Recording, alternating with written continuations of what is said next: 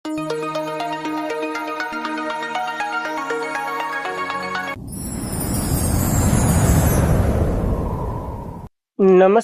ગુજરાતના અધિકારી મિત્રો, આજે આપણે 14 ફેબ્રુઆરી 2026નું મોસ્ટ ઇમ્પોર્ટન્ટ કરંટ અફેર સાથે સાથે જીકે અને જીએસ વિશે ચર્ચા કરવાના છે. તો ખાસ કરીને ચેનલ ઉપર નવા હોય તો ચેનલને સબસ્ક્રાઇબ કરી લેવી, વિડીયો પસંદ આવે લાઈક કરવો અને તમારા મિત્રો સુધી અવશ્યથી શેર કરી દેવો. તો ચલીએ આજના ઇમ્પોર્ટન્ટ ક્લાસની આપણે શુભ શરૂઆત કરી દઈએ. તો ભારતીય દર વર્ષે 13 ફેબ્રુઆરીએ કયા વ્યક્તિની જન્મ જયંતિ નિમિત્તે રાષ્ટ્રીય મહિલા દિવસ ઉજવે છે? તો આઈ થિંક બધાને ખ્યાલ જ હશે, સરોજની નાયડુની જન્મ જયંતિ હોય છે, જે પ્રથમ મહિલા રાજ્યપાલ, પ્રથમ કોંગ્રેસના મહિલા અધ્યક્ષ કહો તમે જે કહો બધી એક છે. તો સરોજની નાયડુ સન્માન 13 ફેબ્રુઆરીએ રાષ્ટ્રીય મહિલા દિવસ ઉજવવામાં આવે છે. આ એક સ્વાતંત્રતા સેનાની, કવિયત્રી અને ભારતીય રાષ્ટ્રીય કોંગ્રેસના જે કાનપુરનું અધિવેશન થયું હતું ને 1925માં, એમાં પ્રથમ મહિલા પ્રમુખ રહી ચૂકેલા હતા. ભારતની પ્રથમ રાજ્યના રાજ્યપાલ કયા રાજ્યમાં રહ્યા હતા? તો ઉત્તર પ્રદેશના રહ્યા હતા. અને અન્ય રાજ્યપાલ વિશે એક વાક્ય કીધું હતું, એ તમારે કોમેન્ટ કરવાનું છે, જે એક્ઝામમાં પૂછાઈ ગયું. ભારતની બુલબુલ એ ગાંધીજીએ એમને નામ આપ્યું હતું તરીકે ઓળખાતા આ મહિલા ભારતીય સ્વાતંત્રતા ચળવળની મુખ્ય ભૂમિકા ભજવી અને આ દિવસ મહિલા સશક્તિકરણ અને લિંગ સમાનતાના નેતૃત્વને પ્રકાશિત કરે છે. તો આપણને યાદ રાખવું, ભારતીય સરકારે 13 ફેબ્રુઆરીને સામાજિક ન્યાય અને સાહિત્યને યોગદાનની માન્યતા આપી અને આ દિવસની ઉજવણી શરૂ કરી. 13 ફેબ્રુઆરી 1979માં હૈદરાબાદમાં એમનો જન્મ થયો હતો, સરોજની નાયડુનો. તો ખાસ એટલી માહિતી યાદ રાખવી, આ મહત્વનું વ્યક્તિત્વ છે, તો આપણને યાદ રહેવું જોઈએ. ત્યારબાદ 13 ફેબ્રુઆરીએ એક વિશ્વ રેડિયો દિવસ હોય છે, તો એ પણ યાદ રાખવો. પહેલી વખત 2012માં મનાવ્યો હતો અને આની થીમ તો કે રેડિયો આર્ટિફિશિયલ ઇન્ટેલિજન્સ અલ એન સાધન અવાજ નથી. તો ખાસ આની થીમ પણ આપણને યાદ રાખવી. અને રેડિયોની શોધ તો કે જી માર્કોનીએ કરી હતી. તો ખાસ એ તો ખબર જ હશે, તો એટલું મહત્વનું આપણને યાદ રાખવું. આજે દિવસોનું રિવિઝન નથી કરતા કારણ કે કાલ જોયા હતા. ત્યારબાદ મહિલા શાંતિ અને સુરક્ષા સૂચનાંક 2025-26માં ભારતનો ક્રમ જણાવો. તો ભારતને 131મો ક્રમ મળ્યો છે 185 દેશોમાં, તો મહત્વ ધરાવે છે, આપણને યાદ રાખવું પડશે. મહિલા શાંતિ અને સુરક્ષા સૂચનાંક 2025-26 જે અનુસાર મહિલાના અધિકારોની સ્થિતિ પર 3 દાયકાની પ્રગતિ સ્થિર છે અને આ વખતે ઘટી છે. જોર્જિયન ટાઉન ઇન્સ્ટિટ્યુશન ફોર વુમન શાંતિ અને સુરક્ષા પીસ રિસર્ચ ઇન્સ્ટિટ્યુશન એલ્સો એના દ્વારા બહાર પાડવામાં આવે છે આ રિપોર્ટ, જે મહિલા માટે સમાવેશ, ન્યાય અને સુરક્ષાના આધારે 181 દેશોને ક્રમ આપે છે. મહિલાના જીવનની ગુણવત્તાના વિશ્લેષણ કરતા 13 સૂચનાંકો ભેગા કરી અને આ એક સૂચનાંક બનાવવામાં આવે છે, જેમાં ભારતનો સ્કોર 0.0607નો છે અને 131મો ક્રમ છે. તો ક્રમ સહિત યાદ રાખવું, જેની સ્થિર પર એટલે કે અસમાનતા પ્રગતિ દર્શાવે છે. અને ટોચના 3 દેશોમાં ડેનમાર્ક પહેલા નંબર ઉપર છે, ત્યારબાદ આઇસલેન્ડ અને નોર્વે છે. પેલો ડેનમાર્ક અને ભારતનો ક્રમ 131મો. કયો સૂચનાંક? મહિલા શાંતિ અને સુરક્ષા સૂચનાંક. તો ખાસ યાદ રાખવું, ઇમ્પોર્ટન્ટ ધરાવે એટલા માટે. ત્યારબાદ તાજેતરમાં T20 વર્લ્ડ કપની અડધી સદી ફટકારનાર પ્રથમ ભારતીય વિકેટ કીપર કોણ બન્યા છે? તો ઈશાન કિશાને આ રેકોર્ડ તોડ્યો છે. હાલ T20 વર્લ્ડ કપ ચાલી રહ્યો છે ને, એમાં ખાસ મહત્વ ધરાવે છે. ગુરુવારે અરુણ જેટલી સ્ટેડિયમ ક્યાં આવેલું છે એ તમારે કોમેન્ટ કરવાની છે. મારો પ્રશ્ન, ખાતે રચાયેલ T20 વર્લ્ડ કપમાં ઈશાન કિશાને ભારત માટે ઇતિહાસ રચ્યો. ટુર્નામેન્ટના ઇતિહાસમાં 50 જે ફટકારનાર એટલે કે 50 એટલે અડધી સદી ફટકારનાર ભારતીય વિકેટ કીપર બન્યા છે, ઇમ્પોર્ટન્ટ ધરાવે. નામીબિયા સામે ઓપન તરીકે બેટિંગ કરી અને કિશાને માત્ર 24 બોલમાં 61 રનના ધમાકેદાર ઇનિંગમાં પોતાનું નામ હાસિલ કર્યું છે, જેમાં 250 થી વધુ સ્ટ્રાઇક રેન્ક, ચોકાઓ અને સગ્ગા અને વગેરે માર્યા હતા. પણ આપણે તો અડધી સદી યાદ રાખવી ઇમ્પોર્ટન્ટ બને છે. T20 વર્લ્ડ કપની વાત આવી છે 2026માં 10મી આવૃત્તિ છે. યજમાન તો કે ભારત અને શ્રીલંકા. ભારતમાં જ બધી ગેમો રમાવાની છે, પાકિસ્તાન સાથે આપણે શ્રીલંકામાં જે દેશનો વારો આવે ત્યાં રમવાના છે. 7 ફેબ્રુઆરીથી 8 માર્ચ 2026 દરમિયાન યોજાઈ રહ્યું છે અને આના બ્રાન્ડ એમ્બેસેડર રોહિત શર્માને બનાવ્યા છે. તો મહત્વનું છે, તો આપણને યાદ રાખવું પડશે. ત્યારબાદ સ્ટિમ્યુલેટ ચંદ્ર નિવાસ મિશન ચંદ્રને સફળ પૂર્ણ કર્યા બાદ ભારતનો સૌથી યુવાન પુરુષ એનાલોગ અવકાશયાત્રી કોણ બન્યો છે? એનાલોગ એટલે શું ખબર ને? જો જેવી પરિસ્થિતિ પૃથ્વી અથવા તો અવકાશમાં જેવી પરિસ્થિતિ હોય ને એવી પરિસ્થિતિનું નિર્માણ કરવામાં આવે અને પછી અવકાશયાત્રીઓને અહીંયા રાખવામાં આવે, ઉતારવામાં આવે. ટૂંકમાં જો પેલા આપણે પેપર આપવા જઈએ પેલા ટેસ્ટ કેમ આપીએ તો ટેસ્ટ આખરી જઈને પેપર જ બને છે. તો એ ટાઈપનું કંઈક છે. પહેલાં તમે સંપૂર્ણ રીતે ટેવાઈ જાઓ પછી તમે પેપર આપવા જાઓ તો કંઈ વાંધો ન આવે. તો ટેસ્ટ જેટલું મહત્વ ધરાવે છે આ એનાલોગ અવકાશયાત્રી. ખાસ આદિત્ય પાંડેએ આ રેકોર્ડ પોતાના નામે કર્યો છે. સૌથી યુવાન પુરુષ અવકાશયાત્રી બન્યા છે. તો 17 વર્ષ આદિત્ય પાંડેએ ભારતના સૌથી નાના પુરુષ એનાલોગ અવકાશયાત્રી બની ઇતિહાસ રચ્યો છે. એનાલોગ અવકાશયાત્રી એટલે તો ખબર ને, જો પૃથ્વી ઉપર એવું નિર્માણ કરવામાં આવે છે. સમજી લો કે ચંદ્ર ઉપર રેકોર્ડ કર્યો તો ચંદ્ર જેવી આખી ફિલિંગ અહીં મૂકવામાં આવે છે, એવું વાતાવરણ ઊભું કરવામાં આવે છે, એવું બધું ઊભું કરી અને પછી અવકાશયાત્રીઓને ઉતારવામાં આવે છે. પછી આ બધી પરિસ્થિતિઓથી કેવી રીતના જીલે એ બધી જોતા હોય. તો તેમણે 1 થી 8 ફેબ્રુઆરી 2026 દરમિયાન ફર્સ્ટ ગુજરાત જે ધોરાવીરા આવેલી છે ને રામસર સાઈડ, ક્યારે બની હતી? કોમેન્ટ કરી દઉં, મહત્વ છે. એ સ્પેસ સ્ટુડિયો દ્વારા હાથ ધરવામાં આવેલ ચંદ્ર અવકાશ પ્રેરિત મિશનની સફળ પૂર્ણ કર્યું છે. આ મિશન ચંદ્ર જેવા આઇસોનિક સ્વાયત્ત કામગીરીનું અનુકરણ કર્યું હતું.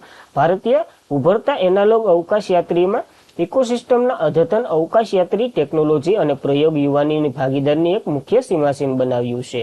ટૂંકમાં ચંદ્રનું નિવાસસ્થાન પરિસ્થિતિને કડક અલગ પરીક્ષણ કર્યું અને આનો ઉપયોગ લેવાથી પર્યાવરણીય અને બાયોમેટ્રિક સિસ્ટમનું ડિઝાઇન કરવા માટે મદદ કરી છે. અને ઇસરોએ આવું એક એનાલોગ બીજું શરૂ કર્યું છે. ક્યાં? તો કે લદ્દાખમાં, જે ભારતનું પ્રથમ એનાલોગ અવકાશ મિશન છે ને એના માટે થઈ રહ્યું છે અને લદ્દાખના ક્યોન્સો ખાતે થઈ રહ્યું છે. આકાર લઈ રહ્યું છે. તો એ પણ આપણને યાદ રાખવું. એક ધોરાવીરા ખાતે આ સફળ કાર્ય કર્યો છે તો આપણે નામ યાદ રાખવું, આદિત્ય પાંડેનું. ત્યારબાદ હિન્દ મહાસાગરનો સૌથી મોટો ટાપુ જણાવો જ્યાં તાજેતરમાં ચક્રવાત ગજાનીએ તબાહી મચાવી છે. તો મેડાગાસ્કર આવેલો છે હિન્દ મહાસાગરનો. વર્લ્ડમાં વાત કરીએ તો ગ્રીનલેન્ડ આવે છે, એ તો આપણને ખબર જ હશે. મેડાગાસ્કર ઇમ્પોર્ટન્ટ ધરાવે. હિન્દ મહાસાગરના ટાપુ મેડાગાસ્કરમાં શક્તિશાળી ઉષ્ણકટિબંધીય ચક્રવાત ગજાનીએ તબાહી મચાવી. અત્યાર સુધી ઓછામાં ઓછા 20 લોકો અને વગેરે જેટલા ગુમાવ્યા છે.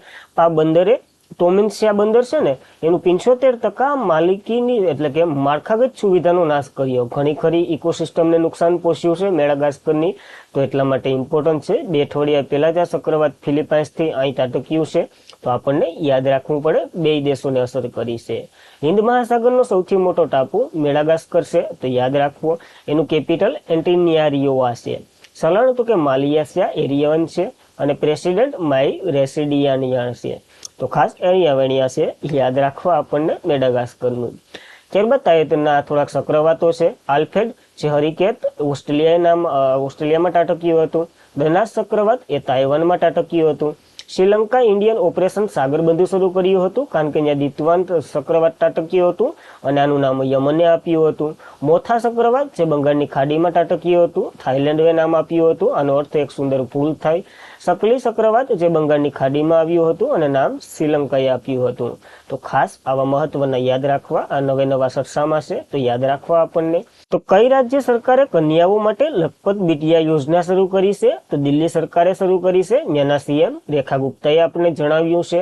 તો દિલ્હી સરકારે આજે રાષ્ટ્રીય રાજધાનીમાં છોકરીઓને ઉજ્જવળ ભવિષ્ય માટે એક નવી કલ્યાણકારી યોજના શરૂ કરી. આમ તો શરૂ કરી તો ન કહેવાય પણ અપગ્રેડ કરી કહેવાય. લખપત બિટિયા યોજના શરૂ કરવાની જાહેરાત કરી છે. આ નવી યોજના હેઠળ દિલ્હીની દીકરીઓને જન્મથી શરૂ કરી અને સ્નાતક થાય ત્યાં સુધી હપ્તામાં કુલ 56,000 રૂપિયા સહાય આપવામાં આવશે. હવે સરકાર 56,000 જમા કરશે અને બાદમાં દીકરીઓને વ્યાજ સહિત કુલ 1,20,000 મળશે. આ વહાલી દીકરી યોજના જેવું છે તો આપણને યાદ રાખવું. આ યોજનાની વાત કરીએ તો લાડલી યોજનાનું સ્થાન લીધું કારણ કે આ પેલા લાડલી યોજના ચાલુ રહી હતી દિલ્હીમાં. લાડલી યોજનાની વાત કરીએ તો છોકરીઓને સરકાર તો કે 35,000 નાખતી.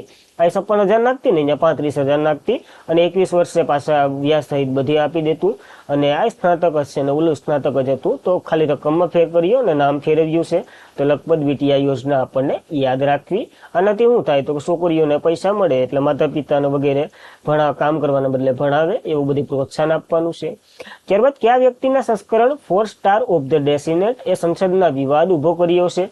તો MN નવરણનું આ પુસ્તક છે. આના વિશે આપણે કાલ જોઈ ગયા, કારણ કે જો લોકસભાના અધ્યક્ષ ને શું કહેવાય હટાવવાની પ્રક્રિયા પ્રસ્તાવ પસાર થયો એ આ પુસ્તકને લઈને જ થયો છે, તો યાદ રાખવું. લોકસભાના ભૂતપૂર્વ આર્મી ચીફ જનરલ MN નવરણે એનું સંસ્કરણ 4 સ્ટાર ઓન ધ ડેસિની એ પર હંગામો થયો અને ત્યારબાદ વિરોધ પક્ષના રાહુલ ગાંધીએ આ પુસ્તકને ટાઇપલિસ્ટ અંશે મેગેઝિન બનાવી અને સંસદમાં રજૂ કરવાની વાત કરી તો અધ્યક્ષે ના પાડી અને અમિત શાહે વગેરે રાજનાથસિંહે એમ કીધું કે આ બધી તો કોપીઓ લઈને જ આવે છે ને હું આમ કરે ને એમ ને બધી થોડુંક થયું હતું.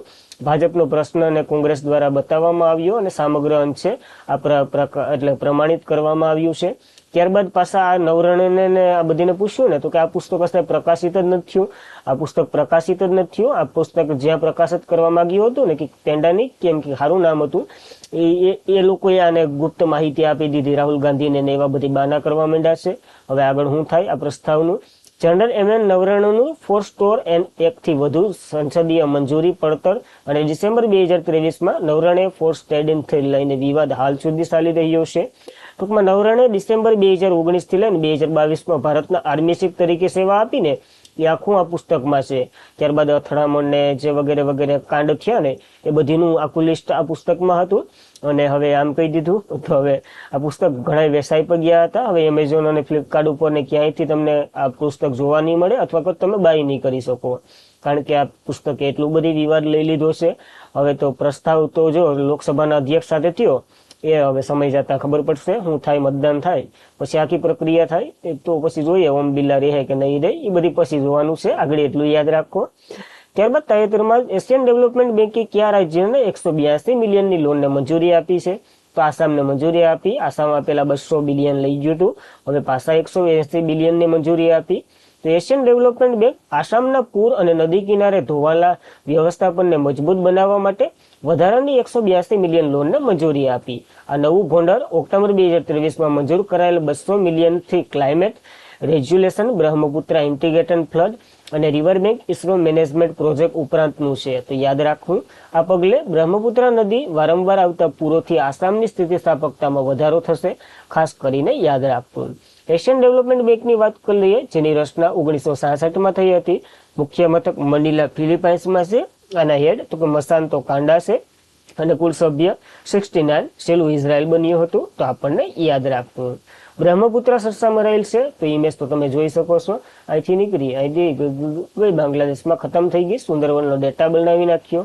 તો બ્રહ્મપુત્રા નદીની વાત કરીએ, ઉદ્ગમ તો કે કૈલાસ પર્વતમાળામાં આવેલું સેમાયુંગમાં ગ્લેશિયર છે ત્યાંથી નીકળે છે. ત્યારે આનું નામ તો કે સાલુંગ અથવા તો તાંગસ્પો બંને નામો છે, તો યાદ રાખવા. યાલુંગ અથવા તો સાંગપો. અને આનું યુટર્ન ક્યાંથી લે તો કે નામસા બરવા પર્વતમાળા છે ને, જ્યાં નામસા બરવા પર્વતમાળા આવેલો છે ત્યાંથી યુટર્ન લઈ ભારતમાં આસામમાં પ્રવેશે છે, આંધ્રપ્રદેશમાં નહીં અરુણાચલ પ્રદેશમાં પ્રવેશે, જ્યાં પ્રવેશી ગઈ અને દિહાંગ તરીકે નામ લઈ છે. અસમમાં તો કે બ્રહ્મપુત્રા પોતાનું નામ ધારણ કરે છે અને બાંગ્લાદેશમાં જમુના નામ ધારણ કરી અને ખતમ થઈ જાય છે. આની સહાયક નદીની વાત કરીએ તો જો બધી લખેલી છે, દિહાંગ, દિબાંગ. એમાં એક ઇમ્પોર્ટન્ટ છે રોહિત નદી, કારણ કે અહીંયા ભૂપેન હજારિકા પુલ આવેલો છે, સૌથી મોટો નદીય પુલ તમે કહી શકો. અને આસામમાં માજુલી દ્વીપા આવેલો છે, એ આ નદી ઉપર જ છે. તો એ પણ આપણને યાદ રાખવો. ઇમ્પોર્ટન્ટ ધરાવે છે બ્રહ્મપુત્રા નદી, કારણ કે ભારતની સૌથી મોટી નદી છે. લાંબીની વાત કરીએ તો ગંગા. તો ઘણા ઇમ્પોર્ટન્ટ ફેક્ટ બને છે, તો યાદ રાખવા. ત્યારબાદ દિલ્હી સરકાર દ્વારા કોને દિલ્હી ખેલ મહાકુંભના બ્રાન્ડ એમ્બેસેડર તરીકે નિયુક્ત કરવામાં આવ્યા છે? તો શિખર ધવલને નિયુક્ત કરવામાં આવ્યા છે. શહેરો તમે જાણતા જ હશો, ક્રિકેટર છે. તો ભૂતપૂર્વ ભારતીય ક્રિકેટર અને અર્જુન પુરસ્કાર વિજેતા શિખર ધવલ દિલ્હી સરકાર જે શિક્ષણ અને રમતગમત નિયામક પહેલ દિલ્હી ખેલ મહાકુંભના બ્રાન્ડ એમ્બેસેડર તરીકે નિયુક્ત કરવામાં આવ્યા છે. એક પ્રકાર અનુસરતા સ્વપ્નદ્રષ્ટા કાર્યક્રમનો ઉદ્દેશ્ય અને સમગ્ર રાજધાનીમાં પાછળના જે રમત ભાગીદારીને પ્રતિબિંબ કરે છે. આ તો યાદ રાખવું. મહાકુંભ દિલ્હીમાં થઈ રહ્યો છે ને, એના બ્રાન્ડ એમ્બેસેડર શિખર ધવલને બનાવ્યા છે અને અર્જુન એવોર્ડ એને 2021માં મળ્યો હતો. તો ઇમ્પોર્ટન્ટ છે, તો યાદ રાખવું. દિલ્હી ખેલ મહાકુંભની વાત કરીએ 13 ફેબ્રુઆરીથી શરૂ થશે. જ્યારે એન્ડ થશે ત્યારે પાછું જોશું. એનો માસ્કોટ તો કે રણવીર છે. એ પણ યાદ રાખવો. એક સિંહના મોઢા જેવો છે તો યાદ રાખવો. ત્યારબાદ અમરેલીમાં IVF દ્વારા જન્મેલું ગુજરાતી પ્રથમ ગીર ગાયનું વાછરડું જન્મ્યું છે. તો રાજ્ય પશુપાલન અને ડેરી ક્ષેત્રે એક મહત્વપૂર્ણ ઘટનામાં અમરેલી ગુજરાત લાઇવસ્ટોક ડેવલપમેન્ટ બોર્ડે એમ્બ્રિયન ટ્રાન્સપોર્ટ લેબોરેટરીની પ્રથમ વખત એન્વાયરમેન્ટ ઇન્ડો વિન્ડો ફર્ટિલાઇઝેશન એટલે કે IVF દ્વારા ગીરની વાછરડીનો જન્મ કરાવ્યો છે. તો મહત્વ ધરાવે છે, ખાલી નામ પૂછાઈ શકે છે. અમરેલીમાં થયું છે આવું, તો યાદ રાખવું આપણને ઇમ્પોર્ટન્ટ ધરાવે. અને આજના માટે એટલું જ હતું. ખાસ કરીને મિત્રો વિડીયો પસંદ આવે તો લાઇક કરો, તમારા મિત્રોને શેર કરો. ચેનલ ઉપર નવા હોય તો અવશ્યથી સબસ્ક્રાઇબ કરી લો, કારણ કે આવી જ માહિતી સાથે આપણે મળતા રહીએ. હવે કાલનું રિવિઝન કરી લઈએ, પછી સેશન એન્ડ કરીએ. તો વિજ્ઞાન અને મહિલામાં છોકરીઓનો આંતરરાષ્ટ્રીય દિવસ 2026 તો કે આપણે 11 ફેબ્રુઆરીએ મનાવ્યો છે, તો યાદ રાખવો. તાજેતરમાં જ વિપક્ષ દ્વારા ઓમ બિરલાના સામે અવિશ્વાસનો પ્રસ્તાવ કયા ગૃહમાં લાગુ કરવામાં આવ્યો? તો લોકસભાના અધ્યક્ષ છે તો ન્યાદ લાગુ કરવામાં આવે. ભારતે બ્રિક્સ શેરપાની પ્રથમ બેઠક ક્યાં શહેર ખાતે યોજી છે? તો નવી દિલ્હીમાં. શેરપા કોને બનાવ્યા? કયા દલાલ હતા? તમારે કોમેન્ટ કરવાની છે. બોયફેક્ટ 2026 કયા દેશને વર્ષનો સર્વશ્રેષ્ઠ દેશ જાહેર કરવામાં આવ્યો? તો ભારતનું નામ આપ્યું છે, યાદ રાખવું. ઇન્ફોસિસે તેમના કેટલામાં સ્થાપના દિવસ નિમિત્તે ભાગરૂપે 3 નવી પહેલો શરૂ કરી છે? તો 27મો સ્થાપના દિવસ ઉજવી રહ્યા છે ત્યારે કરી છે. વૈશ્વિક ભ્રષ્ટાચાર સૂચકાંક 2025માં ભારતને કેટલામો સ્થાન મળ્યો છે? 91મો મળ્યો. 96મો હતો, 4 થી 5 સ્થાન ઉપર આવ્યું છે, યાદ રાખવું. કયા રાજ્યના મુખ્યમંત્રી મોહન શરણ માંઝીએ હરિશ્ચંદ્રના નવા 2 પુસ્તક જંગબંધુ ધ ગ્રેટ કમાન્ડ અને 1857 પૈડા બળવાનું લોકાર્પણ કર્યું છે? તો ઓડિશાના CM છે, તો આપણને યાદ રાખવા. 2025માં લીડ પ્રમાણિત બિલ્ડિંગ સ્પેસમાં ભારતે જે વૈશ્વિક ક્રમ કયો મેળવ્યો છે? કારણ કે અમેરિકાને બકાત રાખ્યું છે. ભારત બીજા ક્રમે, પહેલા નંબર ઉપર ચાઇના છે, એ પણ યાદ રાખવું. કેન્દ્રીય મંત્રી શિવરાજસિંહ ચૌહાણની અધ્યક્ષતામાં કયા રાજ્યમાં અલાહાનથી રાષ્ટ્રીય વ્યાપી કઠોળ ક્રાંતિનો પ્રારંભ થયો છે? ખાસ મધ્યપ્રદેશના સિહોર જિલ્લામાં આવેલું છે, આ યાદ રાખવું. પારદર્શકતા અને સેવાના વિતરણ સુવિધાને કયા મંત્રાલય હેઠળ સત્ય પોર્ટલ શરૂ કરવામાં આવ્યું છે? તો માહિતી મંત્રાલયે આ પોર્ટલ શરૂ કર્યું છે અશ્વિની વૈષ્ણવ દ્વારા. અને આજના માટે એટલું જ હતું. ખાસ કરીને મિત્રો વિડીયો પસંદ આવે લાઇક કરો, તમારા મિત્રોને શેર કરો. ચેનલ ઉપર નવા હોય તો અવશ્યથી સબસ્ક્રાઇબ કરી લો. PDF સ્ટડી મટીરિયલ વગેરે માટે તમે ટેલિગ્રામમાં જોઈન્ટ થઈ શકો. આજના માટે એટલું જ હતું. ખાસ પસંદ કેવો લાગ્યો એના માટે એક સારી એવી કોમેન્ટ કરી દો. તો બસ આજના માટે એટલું જ હતું. જય હિન્દ, જય ભારત, ધન્યવાદ.